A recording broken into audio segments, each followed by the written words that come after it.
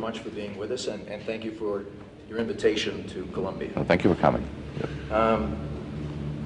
President Clinton's drug czar, Barry McCaffrey, says things here in Colombia are very serious. Colombia is a disaster and is losing the drug war. Just how serious is the situation here today? We're not losing the drug war. If you see the figures, you see what we have done in the last year. I think only this year, in year 1999, we have eradicated almost 9,000 hectares of poppy fields. We have eradicated almost 42,000 hectares of cocaine fields. And I think that our goals were 7,000 or 8,000 in poppy and about 60,000 in cocaine. And we hope, and I think, that we will be over those 60,000 in eradication. But we need the help. We need the help, or more than the help, because sometimes people are saying to us, what help is the U.S. giving to Colombia? And we are not asking help from the United States, because the United States is and should be our partner in this problem. Maybe we produce drugs, but in the United States, people are consuming drugs. And that's why we need to strengthen this partnership between Colombia, the United States, and other countries, European countries, Latin American countries. And that's why we need money, because sometimes even the money that we should invest in our social problems, like for example housing, education, is investing in eradication or fumigation or other things that don't allow us really to invest in getting out Colombia of poverty in some of these rural areas. So that's why I think we need to strengthen this partnership between the U.S. with Colombia to really fight drugs.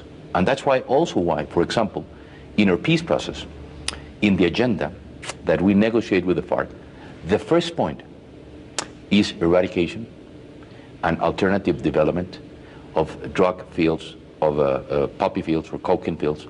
And that's why alternative development is the point number one in the agenda with the guerrilla movements in Colombia. And we need help. If we need to eradicate, we need money. And that's why we need to ask for the U.S. to be our partner, Europe to be our partner, and Latin America to be our partner. In this partnership, specifically, how much money does Colombia need, and what specifically do they need in terms of military equipment, military training? I think there are 2 points there. How much money we need to eradicate drugs in Colombia? At least $15 billion.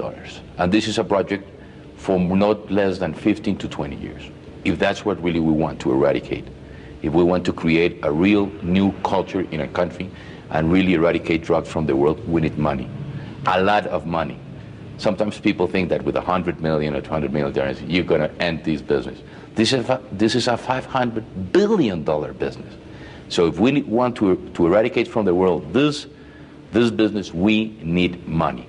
And at the same time, we need supporting the army, supporting the police to fight drugs. You've been there personally.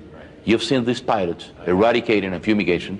Sometimes these pilots are attacked by guerrillas because it's part of the business of the guerrillas to take care of these plantations.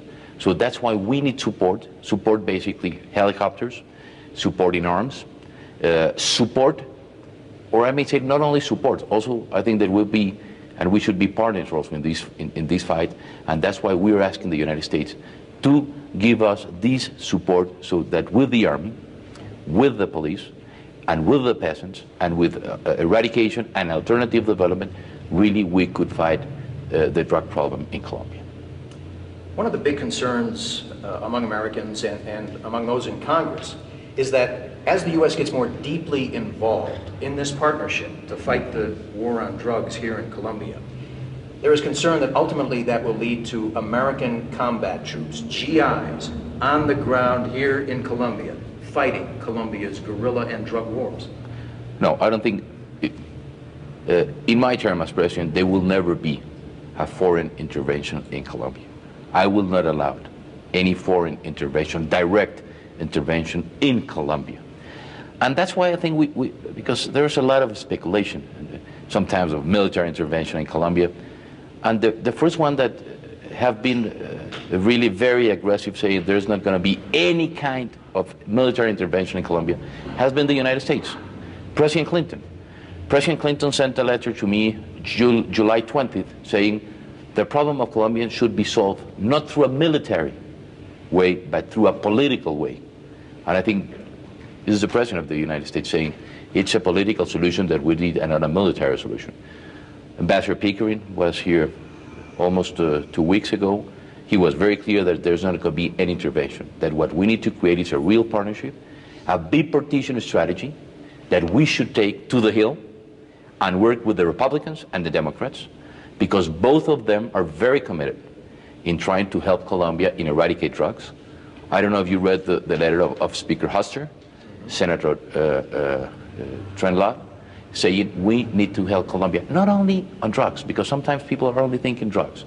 We need help also. Our economy is in a very good shape. We're working very hard in our economy to bring Colombia out, but we need the help and the support of the United States also in this aspect. Many critics in Congress, and in fact in the U.S. government, the Clinton administration, believe that Colombia is not willing to aggressively fight the drug and guerrilla wars here. But that's not fair. Really, starting by myself, you know, I have been kidnapped by the drug lords in the year 1988. We have lost our best journalists, policemen, judges. People everywhere really are committed in fighting drugs. Sometimes it's because we don't have the resources. But you've seen personally that even with our very small resources that we have, is a big fight what we are giving to the drug lords and to the drug problem. And that's why I think that we need to create the conscience, not only in the government, but also in the Hill. And I think that all the people, members of the House and members of the Senate that have been here, seeing by themselves personally our war, I think they're very happy. And I think that they know that they need to help Colombia, and that's why they're really giving all the support to this program, this strategy, that for the first time, and I think this is something that is very important, for the first time the whole government is involved in the fight against drugs. The President, his cabinet, the police, the judges, the military. So for the first time, I think in the history of this country, the whole government and the civil society are committed in fighting and eradicating drugs. Mr. President, are the drug wars and the guerrilla war now inextricably linked? I don't think that you may say that the FARC is a narco-guerrilla. And that's why the other day I said it's not a narco-guerrilla. But what happened? The FARC basically is concentrated, and you could see that it moves, and if you see the map of Colombia, clearly you could find that we're in the areas in which we have drugs, the FARC is very, very active. So I think it's a way of living. So the FARC, for example, ask for taxes for the drug lords, take care of the plantations, and ask also for money for that. So I think it's a way of living. But it's not, and we don't have any evidence that the FARC is really directly involved as a cartel exporting and negotiation in drugs. But Mr. President, estimates are that the FARC is getting as much as $600 million a year from the drug trade. Not directly perhaps, but yes, they get the $600 million a year. So how could you possibly fight the drug war without taking on the guerrilla war? Or at the same time, how can we end the guerrilla war without taking care of the drug of drugs? Because for the first time, I think the worst problem of Colombia is that now we have guerrilla financed by drugs, in a way, or taxes, or protecting their fields. So that's why also we need to work very close to the United States, because we need also to go after their economic support, and I think that's very important, because if the government of Colombia we want to buy arms, we need to go to Congress, or we need to go to the U.S., we need to ask money, we have a fiscal deficit. These guys, they have all the money without any problem. Right. So that's why also we are working very hard with the U.S. and with the whole world in trying to if I may say, broke really their support in all these economic problem that we have. We need to go after their accounts, banking, and that's why we need to really exchange a lot of information. The dorsal spine, if you may say. We need to break their dorsal spine, and that's also a way of ending the problem. Intelligence sharing. bank accounts, intelligence sharing. We have a very aggressive legislation against laundering. We need to work with the whole world, where they have their funds, how they manage their funds. And I think that's a way also to ending this problem. Mr. President, when you were elected, you took a bold first step. You met with guerrilla leaders. Yes. You created a sort of demilitarized zone in Colombia in an effort to promote peace talks. However, some of your critics in the U.S. Congress and government accuse you of being soft on the rebels. Is that fair? No. I think that what you have to see is that for the first time in 40 years, I think that in the last 10 months we have advanced more than in the last 14 years. For many years we've been looking forward for a different alternative for our problem with the insurgency in Colombia. We've been in fight for 40 years, and for the first time we are almost starting our negotiations in the next days with the FARC. You have to see that FARC is the largest insurgent group in Colombia. We have the ELN that we hope also to start negotiation. But I think that I've said that each peace process has its own fingerprint. In the case of Colombia, sometimes they criticize us because we create a distension zone. The distension zone that we create was a zone, and it's a zone created so that we could have negotiations and conversations between the insurgency, the government, that we will guarantee the life of the insurgents. They guarantee the life of the government people that are going to be there, the negotiators, and at the same time that media could go there and international observers could be in this distension zone. The problem is that sometimes you've seen Colombia, 42,000 square kilometers, oh, that's Switzerland, oh, it's San Salvador. If you go there to the distension zone, not more than 90,000 people are living there. And I think, as I said, it's our fingerprint of this process. I know that we had problems in the area, and that's why I've been asking for an international commission and verification of the distension zone so that we could guarantee a real zone for the process, for the peace process. But we hope, and that's my proposal, that we could start very soon negotiations with the guerrilla. Sometimes it's very difficult for the people to understand, and even I've said to the insurgency, why don't we do peace in peace? And they said, no, we want to do peace in war. So sometimes it's very difficult to understand that while you're sitting at the table of negotiations, you have different attacks to civil society, to the populations, or bombs, if we are in a peace process. But that's a way of trying to get into the peace process. That's the way of thinking, and we hope that very soon, first, we will respect and they will respect the international humanitarian law. I think that's very important for us. And secondly, that once they will and they should understand that we should do peace in peace and not peace in war. But how long can Colombia afford to wait? Not long. I think that's why we're putting, and as you've seen, the whole country is saying we want peace, and that's why we're working. And we hope, as I said before, that in these last 10 months, we had advanced more than in the last 14 years. And we hope that this process, peace, you have to build peace. You have to construct peace. It's not something that you could buy in a library. And sometimes people are saying, why are you so soft, or why are you so slow in negotiation?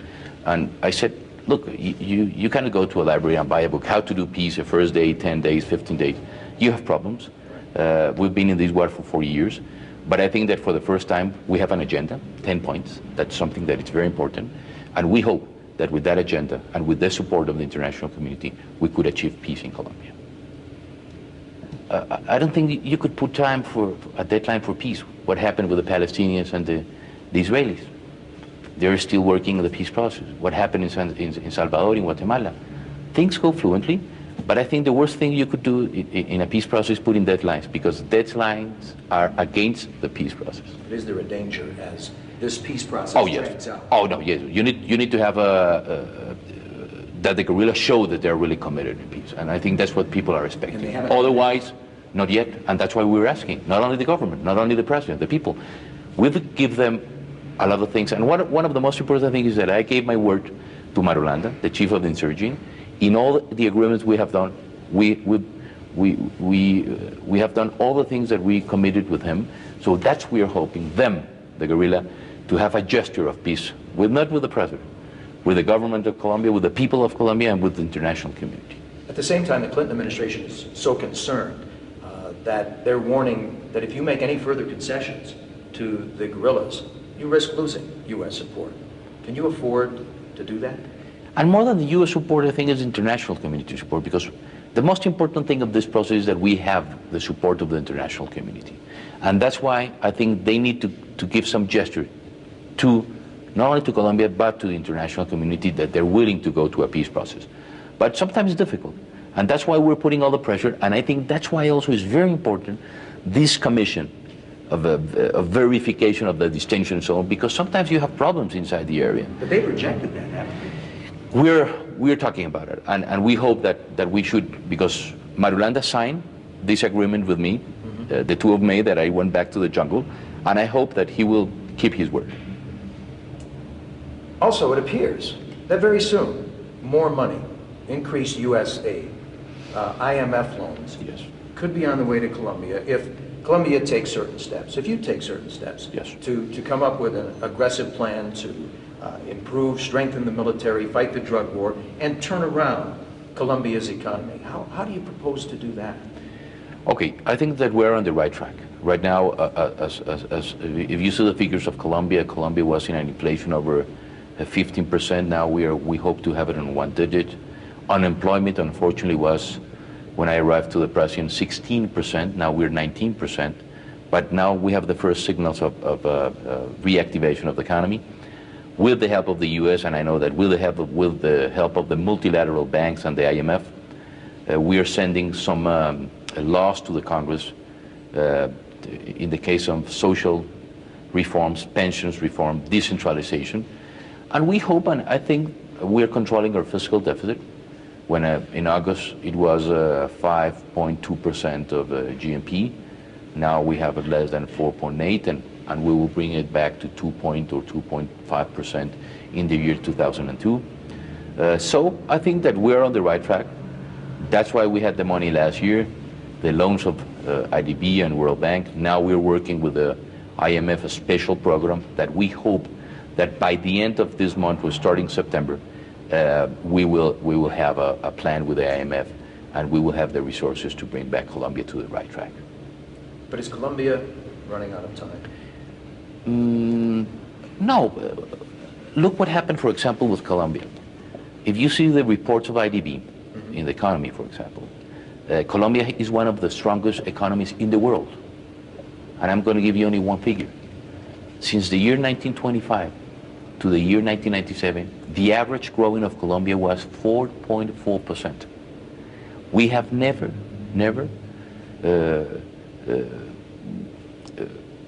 we didn't, in all these years, as I said, 4.5% of growing, the average of Colombia, in what they call the lost decade of Latin America. It was in the 80s, as it was called the lost decade of Latin America. It was the only country that grew in that time.